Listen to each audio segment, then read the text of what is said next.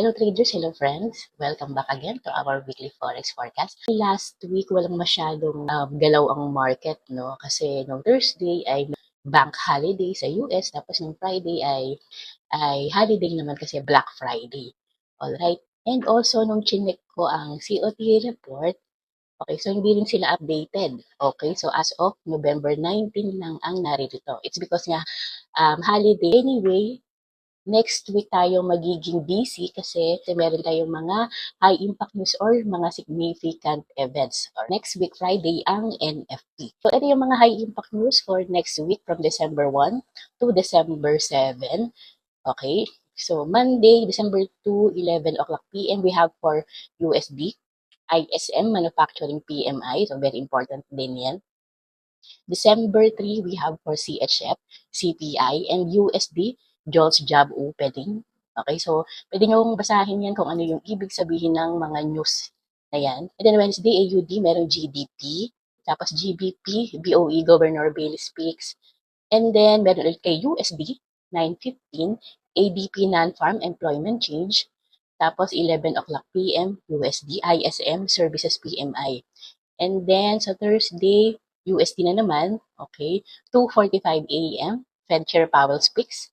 Tapos 9:30 PM, unemployment claims. And of course, Friday, we have for CAD, employment change, and unemployment rate. And then sa Friday, USD, we have for average hourly earn. And then we also have for USD, average hourly earnings. And ito na nga yung NFP, okay, 9:30 PM din. Tapos USD, unemployment rate. Okay. Expect talaga na magiging volatile ang market by next week. Okay, so let's go straight na dito kay DXY. Silipin lang natin. Alright. So weekly time frame, as you can see, no, ping-pong pa rin dito sa ranging area na to. Okay. So syempre, habang hindi natin nakikita ng breakout dito sa resistance na to, masasabi natin na possible na i-respect pa rin niya itong level na to. Ibig sabihin, possibility na i-push ng mga sellers ang price to be downside. Okay, so again, may possibility lang.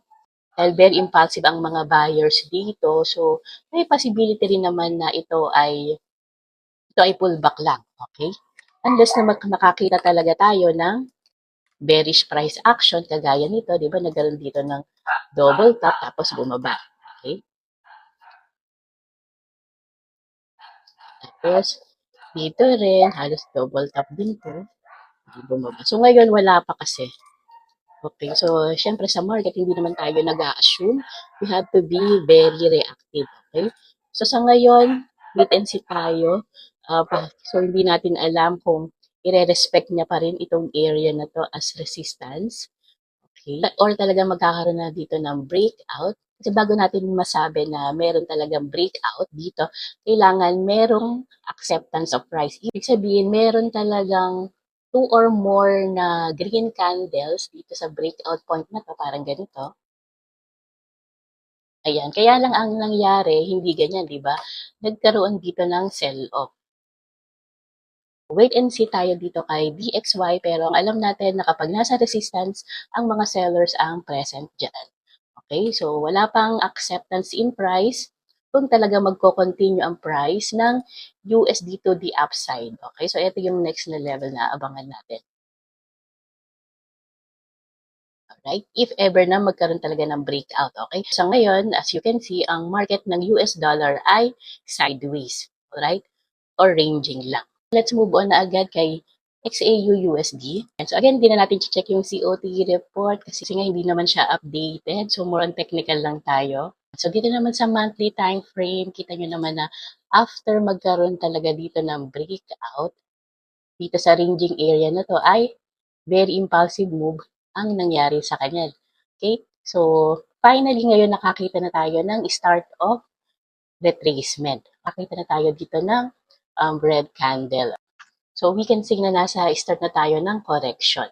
So, ito yung sinasabi ko sa inyo na meron acceptance in price. Okay? So, nagkaroon dito ng ranging or nasa sideways market condition tayo. And then, nagkaroon ng breakout, tapos niretest niya, and then, ayun, nag-continue na ang price today upside. Siyempre, wala namang market na straight line lang. Finally, ito na yung start ng correction.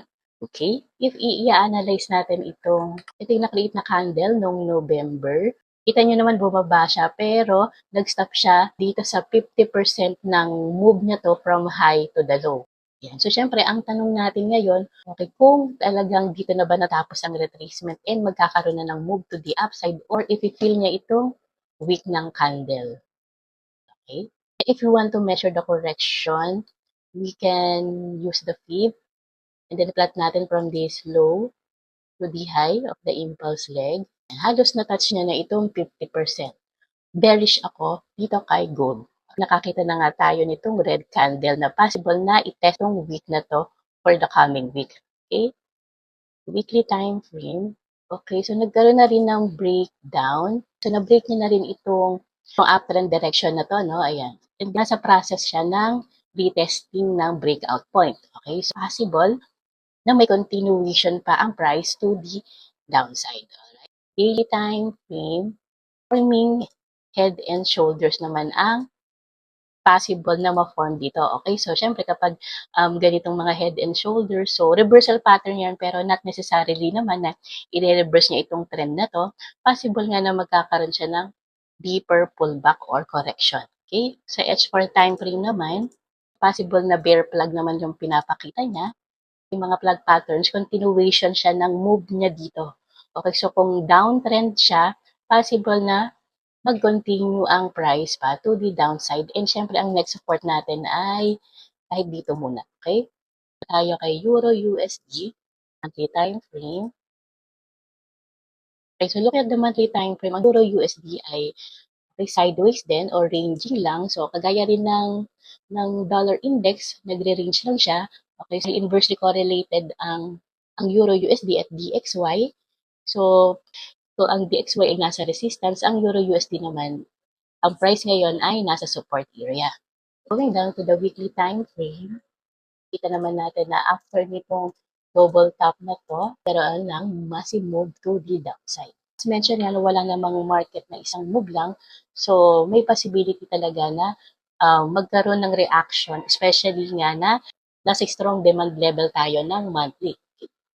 So if we want to measure the correction, let's use the fib. So plot natin from high to the low. So possible na umakyat ang price up to this level na to kasi previous support din yan. Kaya may potential na maging resistance din yan. Okay? Pero naman na hindi nag-hold yan, we still have here dito sa level ng 50%. Okay, which is magandang supply level din yan. Dahil ito yung tinatawag na drop-based drop. Okay? So bullish tayo kay Euro USD dahil nga nasa support level tayo and nakakita na nga rin tayo dito ng green candle. So possible na nasa correction din siya. Okay? Bullish tayo sa weekly. Again, short term lang kasi kita naman natin na ang trend pa rin ay downtrend. Okay? Dahil nagke-create siya ng series of lower lows and lower highs.